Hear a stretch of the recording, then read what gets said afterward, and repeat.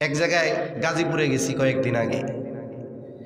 ওই জায়গায় বিএনপির বড় বড় নেতারা আছে, ওনারা আসছেন, এমপি পদপ্রার্থী বসে আছেন, বয়ান শুনতেছেন।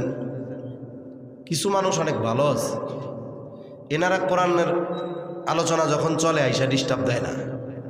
এমন মানুষ আমার জানা আছে, উনি আসছে মাহফিলের প্রধান অতিথি এমপি সাহেব, যখন আলোচনা চলতেছে আস্তে দেখা দেখা করে ওদিক দিয়ে চলে গেছে। না না না, কোরআন হাদিসের আলোচনা চলতেছে, এটা বন্ধ করে আমি কথা বলবো, এর চাইতে বড় বেয়াদবি আর কিছু হতে পারে না। আবার কিছু আছে ওইটা বন্ধ না করলে হবে না, বন্ধ কইরা ওনারে কথা বলতে দিতেই হবে। এরকম কিছু আল্লাহর বান্দা আছে না নাই? আবার কিছু কর্তৃপক্ষ আছে অতিরিক্ত তেল মালিশ করতে গিয়া এ কাজটা করে। মনে রাখবেন ভাই, আমার ব্যক্তিগত কিছু অপছন্দ আছে। যেমন একজন আলোচনা করতেছে ওয়াইজ, তিনি যেই হন, আপনার মসজিদের ইমাম হন অথবা আপনার মসজিদের খাদেম বা মুয়াজ্জিনি হন, উনি যে আলোচনা করতেছে চেয়ারে বসে, আমার বাপদাদা আর ওনার বাপদাদার কথা বলেন না কোরআন হাদিসের কথা বলেন? আমি কোন হনু, কে কোন হনু যে আসার সাথে সাথে ওনার বয়ান বন্ধ করে মাইকে স্লোগান দেওয়া লাগবে? এটা কে শিখাইছে? কোথায় পেয়েছেন এই বেয়াদবি? এটা কোরআনের সাথে বেয়াদবি করার শামিল। মনে রাখতে হবে এগুলো। অতিথি আসবেন, কথা বলবেন, ওনার প্রয়োজন আছে, কোনো ঘোষণা নাই, জেন্টলম্যানের মতো পাশে এসে বসবেন। আলোচকের কাছে আপনি, যিনি বয়ান করতেছেন কোরআন হাদিসের কাছে, ওনার কাছে অনুরোধ করবেন। কেমনে? কানের কাছে মুখ নিয়ে আইসে কথা কইতে দেন না, আপনি একটা চিরিকুট দিতে পারেন যে একজন মেহমান আসছেন, আপনি যদি মুনাসিব মনে করেন, যেহেতু উনি ব্যস্ত মানুষ, একটু কথা বলার সুযোগ দিয়ে যদি দেওয়া যায় ভালো হয়। আচ্ছা বলেন তো, আমি আলোচনা করতেছি, আমার যদি কেউ এরকম একটা চিরিকুট দেয়, আমি তো একজন বিবেকবান মানুষ, আমি কি চিন্তা করবো? যাক, আমি তো আজকে প্রোগ্রামে এক জায়গায়, একজন সম্মানিত ব্যক্তির 5 জায়গায়ও যাওয়া লাগে, উনি যেহেতু আসছে, আমি আমার কথাটাকে একটা স্টেপ মতো জায়গায় এনে 5টা মিনিট সময় অতিথি কথা বলবেন। এতে কি হতো? সুন্দরভাবে আমি গুছিয়ে ওনারে কথা বলার সুযোগ দিতাম। এতে কি হয় জানেন? আমরা বুঝি তো, আমরা বুঝি যখন টপ করে বয়ান চলতেছে, একজন মাইকে নিয়ে অমকের আগমন ঠাস করে 2 মুখের মধ্যে মেরে দেওয়া দরকার। এগুলো কোথায় পাইছেন? উনি কোরআনের আলোচনা করতেছে, ওনার বন্ধ করার অধিকার আপনাকে কে দিয়েছে? আপনি ওনাকে বলতে পারেন যে আসছে, লেখার মাধ্যমে বলেন। আর যিনি আলোচনা করতেছেন উনি কি মগা নাকি?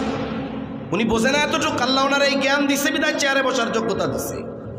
এরপরে উনি দিলেন, উনি কথা বললো, ঠিক আছে, উনি চা খাইলো, আবার কথা শুরু হয়ে গেল, শেষ। কিন্তু কি করবে? কোরআনের আয়াত পড়তেছে, ওই সময় স্লোগান দেওয়া শুরু করবে।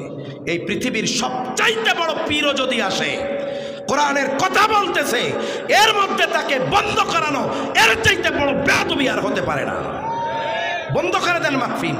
সাতার মাহফিল দিয়ে কি হবে যদি কোরআনের আজমত রক্ষা করতে না পারেন? এটা দেওয়া ফরজ। কথা বলেন না কেন? ফরজ।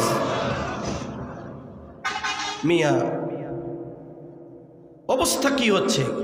সারা দেশে এক অবস্থা।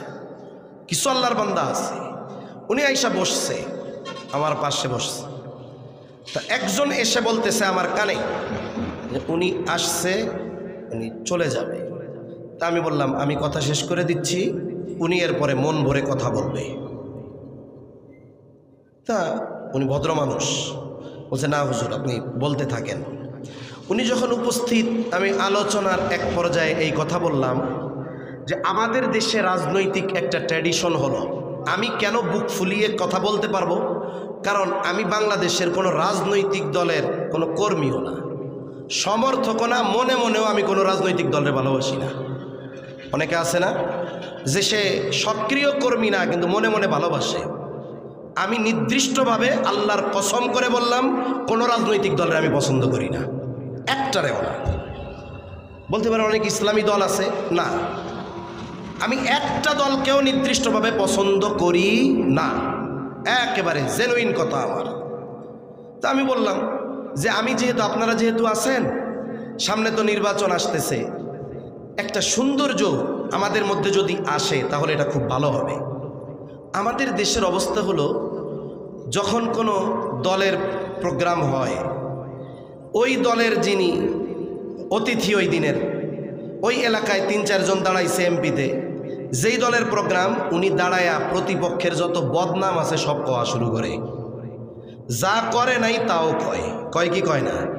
তাই আমি বললাম যে আপনারা যেহেতু আছেন তো প্র্যাকটিসটা একটু পাল্টায় ফেলেন।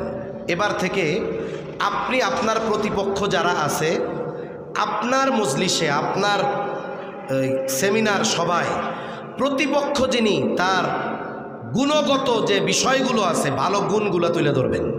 বলবেন যে ভাই এবছর আমরা তো এই আসনে 5 জন দাঁড়াইছি, আপনার দলের মিটিংয়ে বলবেন 5 জন দাঁড়াইছি, আমি দাঁড়াইছি আমার দলের এই প্রতীক নিয়ে, আরও 4 ভাই ওই প্রতীক নিয়ে দাঁড়াইছে। আপনারা আপনাদের যেই ব্যক্তিকে সবচেয়ে ভালো লাগে তারা আপনাদের ভোটটা দিবেন। সাথে সাথে আমার সবচাইতে কঠিন প্রতিদ্বন্দ্বী ওই ভাই হতে পারে, ওনার এই ভালো গুণ আছে, উনি দান সদকা করে, উনি অমক মসজিদের সভাপতি, ওনার আব্বা এরকম ভালো মানুষ ছিলেন। আমি বললাম যে এই প্র্যাকটিসটা আপনারা করেন, প্রতিপক্ষের সমালোচনা, দোষ আর মিথ্যা আর ঠ্যাংকাইটা ফেলামু, হাত ভাঙা ফেলামু, এই সন্ত্রাসীমূলক বক্তব্য না দিয়ে এই ধরনের বক্তব্য দেন, আল্লাহর কসম ওই মজলিসে আপনার ভোট বেড়ে যাবে। মানুষ চিন্তা করবে যেই লোক নিজে খাড়াইয়া আর একজনের প্রশংসা করে, এ তো এই দুনিয়ার মোটামুটি ফেরেশতা সাইজের লোক, এরাই ভোটটা দেওয়া দরকার। কথা বুঝেন নাই মনে হয়? হ্যাঁ, এই পরিস্থিতি করেন তাহলে দেখবেন সমাজের চেহারা পরিবর্তন হয়ে গেছে, সমাজের অবস্থা পরিবর্তন হয়ে গেছে, মানুষের মধ্যে দ্বন্দ্ব নাই, একে অপরের প্রতি হৃদ্রতা, মহাব্বত, ভালোবাসা এগুলো সময়ের সাথে সাথে বাড়বে বই কি, কখনো কমবে না। কিন্তু আফসোস আমরা মানুষে আমাদের দ্বন্দ্ব হানাহানি এগুলো বেশি। তা যাই হোক, কোন কথার থেকে কোন দিক গেছি আমার বলতে পারি না, আল্লাহর পক্ষ থেকে যা হয়েছে।